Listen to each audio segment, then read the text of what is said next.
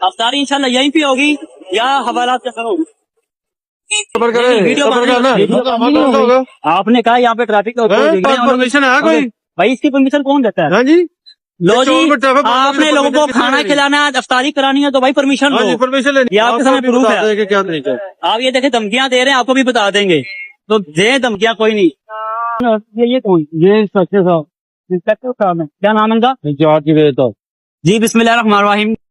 जिसमें कि आपको पता है कि हमारी कंप्लेन चल रही थी अफ्तारी की करीम मार्केट इशारे से।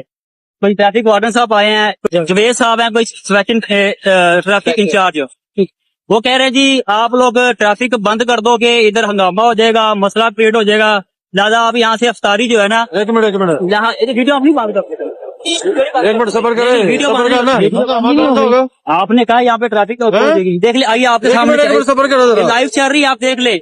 यहाँ पे अच्छे काम के लिए अगर कोई बंदा काम